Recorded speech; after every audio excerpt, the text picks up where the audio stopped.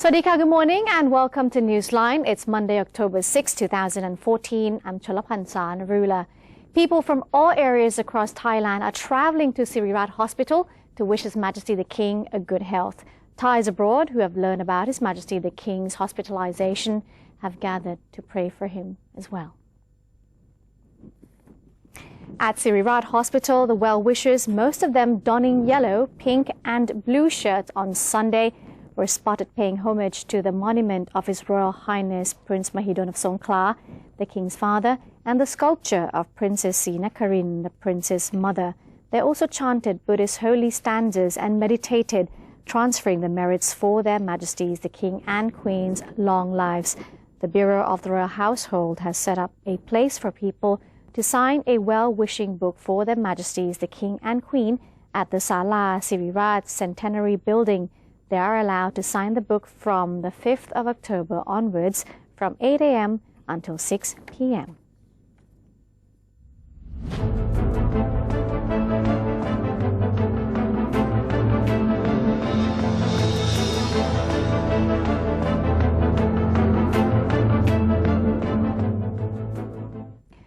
Let's have a look at today's Thailand Moves Forward, coming live to you. And of course from NBT and also FM 88.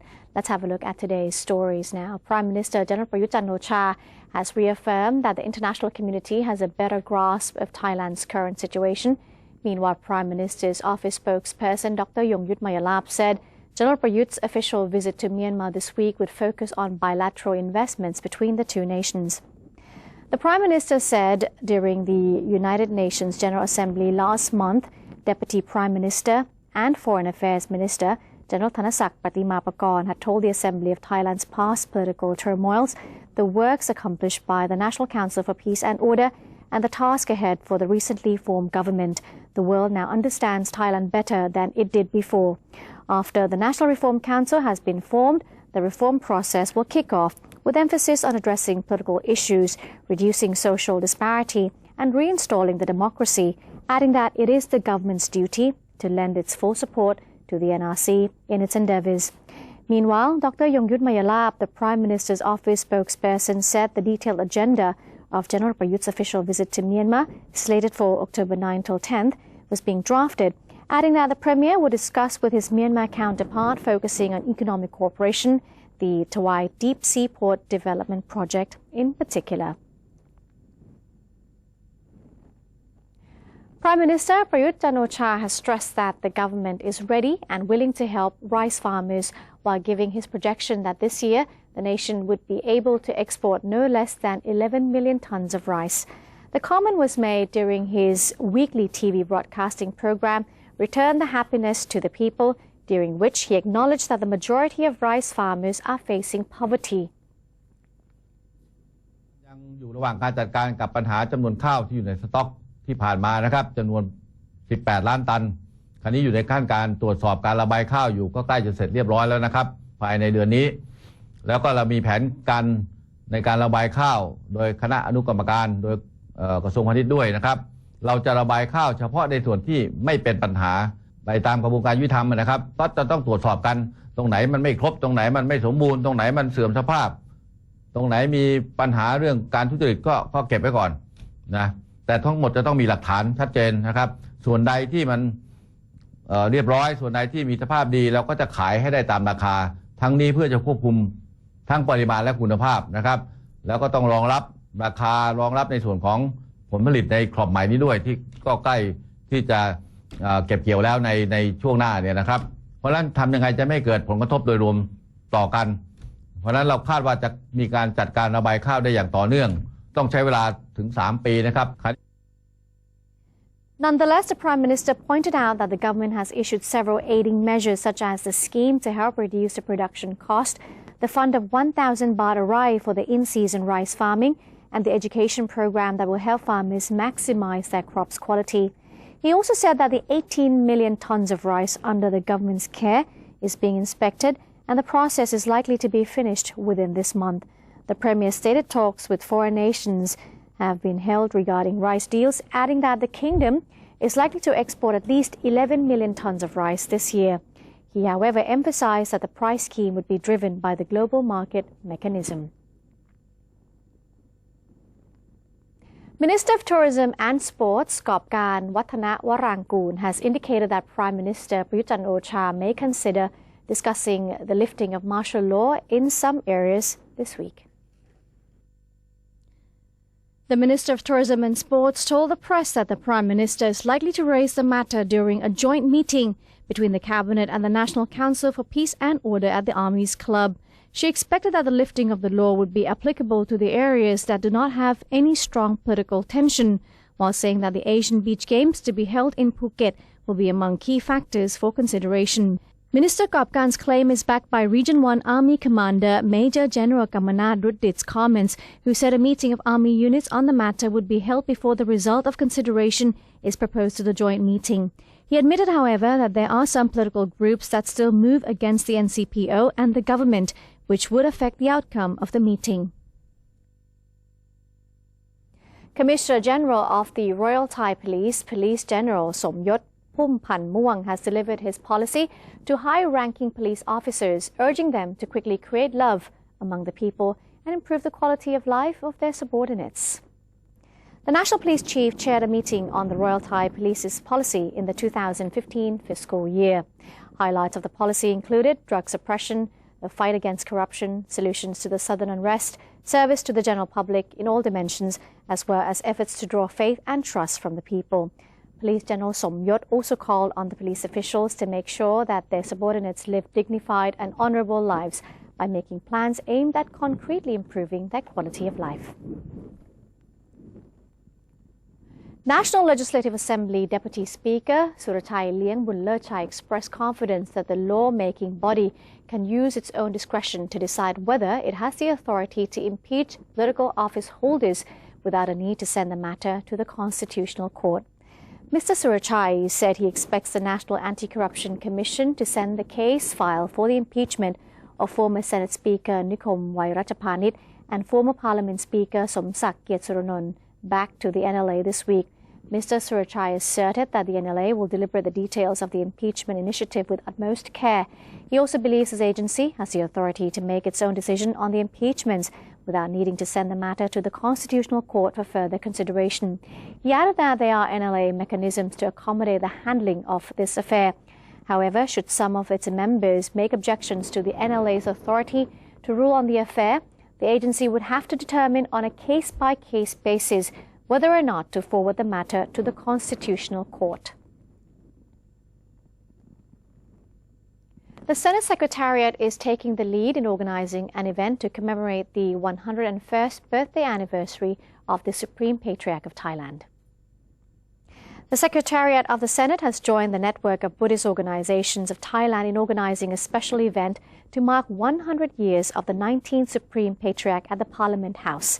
At the event, a seminar on Buddhism and the reform of Thailand has been scheduled, while members of the public have been invited to join in the commemoration of the 101st birthday anniversary of the Supreme Patriarch, for which 101 Buddhist monks performed the religious rite.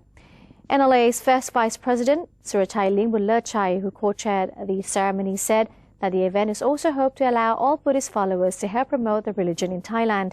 He stressed that as all NLA members are to adhere with the principle of governance while performing their political administrative duties, he believes Buddhism and Dharma are essential in helping everyone deliver fairness and justice for the society. The Office of the Public Sector Development Commission held a Public Sector and the National Reform Seminar. Deputy Prime Minister Mom Ratchawong Pridiyathorn Tewakul presided over the opening ceremony of the Public Sector and the National Reform Seminar and made a speech on the topic of the development of public sector to increase competitiveness.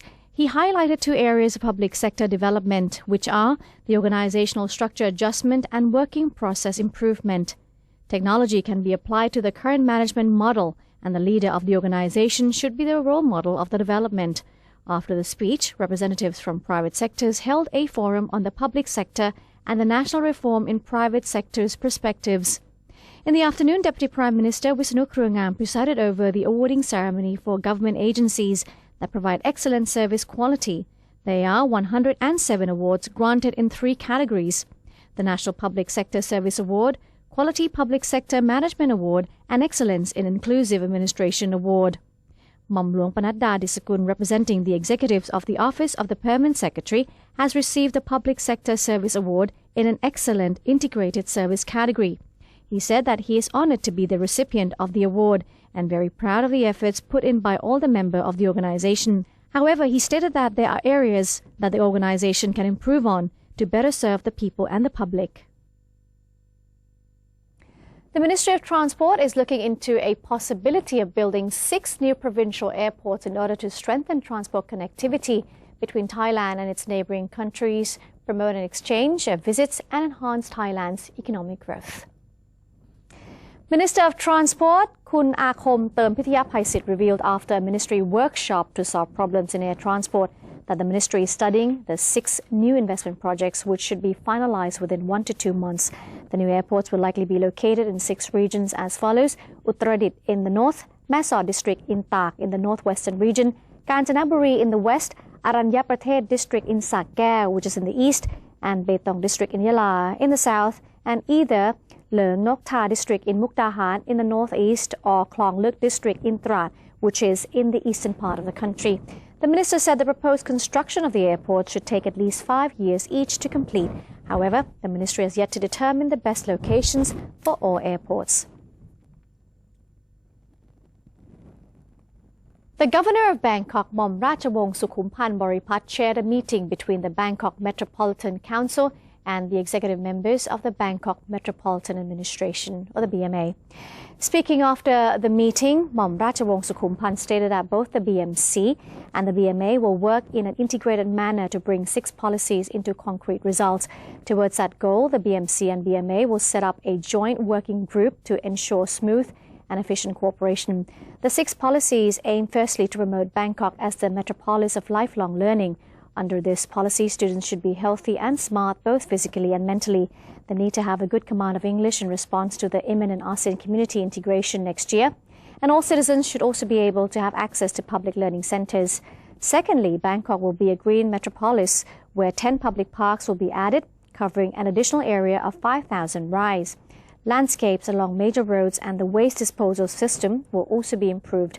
Bangkok will also be the metropolis of happiness, with additional undergrounds and elevated train systems, as well as hospitals across the city of Bangkok. Lastly, Bangkok will be the metropolis of ASEAN, as collaboration will be made between the BMA and private hospitals, as well as universities, to make Bangkok a hub of medical tourism, businesses, and cultural exchanges of ASEAN. Tourism in Koh Tao has come back to life again 1 day after police announced the arrest of 2 men who confessed to the killing of 2 British tourists more than 2 weeks ago. A huge number of tourists, both Thais and foreigners, were seen at Koh Tao's pier during the weekend. According to Mayor Chayan Thurasakun, residents felt relieved that police had found the killers. He expressed his hope that the resort island's reputation would soon be restored. An American man who has stayed on Koh Tao for 5 years said he was pleased with police investigation and there would no longer be any crime against tourists from now on. Foreigners living on the island are ready to join hands with agencies in charge of restoring Koh Tao's reputation. Ethnic Chinese residents in southern Pattani province have joined in the celebration of China's 65th Revolution anniversary. Director of the Southern Border Provinces Administrative Center, or SBPAC, Kun Panu Thairat, chaired the opening of the celebration of the 65th anniversary of the founding of the People's Republic of China in Pattani Province. More than 1,000 people took part in the event. Pattani City Mayor Pitak Kokiat Pitak, who also chairs the Thai Chinese Club, said that Thai Chinese in Pattani have been organizing the annual celebration every year to mark long-cherished relations between Thailand and China. President Mao Zedong founded the country in 1949, and China has since been holding the celebration on October the 1st of every year. According to Mr. Pitak, the event has been conceived with collaboration from SBPAC and various Chinese associations and foundations from within Pattani, with an objective to allow Thai Chinese in the province an opportunity to meet up and socialize while also promoting a good image of Pattani province. The Department of Disaster Prevention and Mitigation has issued a warning of heavy rains from now until October 7th in 20 provinces. The heavy rains might cause floods, flash floods, and the overflowing of rivers and possibly landslides as well. Deputy Director General of the Department of Disaster Prevention and Mitigation, Anusorn Kao Kangwan, informed governors of 20 provinces, most of them in the southern region, of heavy rains caused by monsoon troughs and also the southwest monsoon. The heavy rains were expected in some areas of the central and eastern regions and many in the southern provinces. High waves and strong winds were also expected. In order to prevent natural disasters caused by heavy rains, 20 provinces were told to warn their residents, particularly those living in coastal and disaster-prone areas, to be cautious and prepare measures to tackle with possible flash floods and landslides during these 1 to 2 days. Those in risky areas can ask for help 24 hours a day from the Disaster Prevention and Mitigation Provincial Centre, and the hotline number is 1784. The Thai National Innovation Agency has announced the success of the Thai Delicious project, which includes the creation of the world's first taste measuring machines. To find out more on that, let's now join Kun Orapha Choi Prasit. The two robots unveiled at the NIA's press conference on Tuesday are called E-Delicious and E-Sense. The first robot has an electronic nose with 16 gas sensors and an electric tongue that can sense sweet, sour, salty, bitter, and umami, or savory flavors. The second uses microsensors to compare dishes to a database of recipes. The NIA has so far created 11 government-approved standard recipes, which include Tom Yam Gung, Pad Thai, Massaman curry, and Golek chicken sauce. For more information on the project and the recipes, the government has also launched an iOS app called Thai Delicious, which offers some authentic recipes. It's available for download in the App Store. The project is aimed at standardizing Thai cooking in a bid to ensure Thai food served locally and internationally remains authentic. The move will also add value for Thai cuisine in the global market. The project is part of the government's Thai Kitchen to the World campaign. The Thai Delicious project, which started 2 years ago, combined the knowledge of home economics, science, and food technology. The NIA has enlisted the help of the Thai Chefs Association and other agencies to complete the project.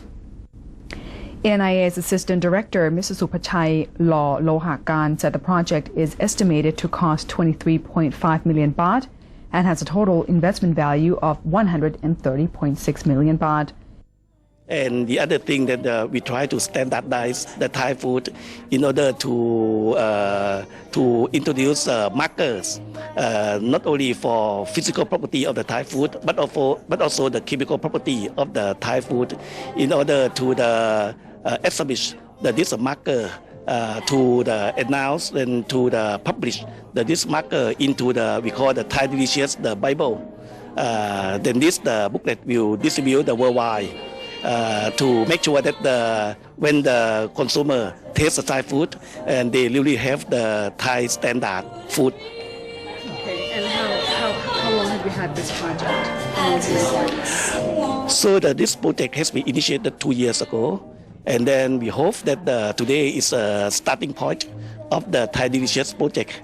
And then now, as you know, that we have some of the Thai standard, the markers, and then the 11 recipe that ready to introduce to the Thai restaurant. And we also have the machine, the robot, that can ensure you that you are having the right Thai food. And we hope that in the next 2 years, these machines and also the Thai recipe will be known worldwide. Okay. The NIA plans to expand the distribution of the products from the project to Japan, Sweden, and other countries by the end of this year. This is Orapha Choi Prasit reporting.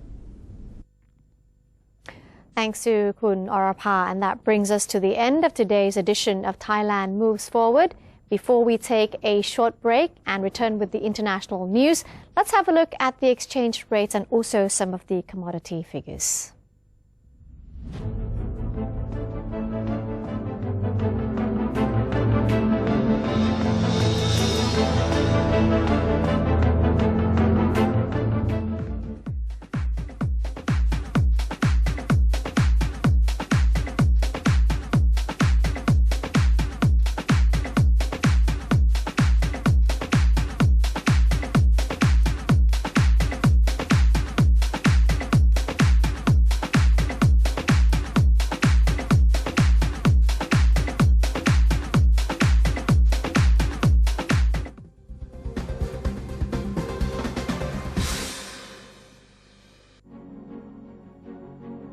Open the world of information. Embrace public participation. Present Thailand to the world. New dimension of the government's public relations. The 81st anniversary of Public Relations Department. Creative media for society and mobilizing Thailand towards the ASEAN community.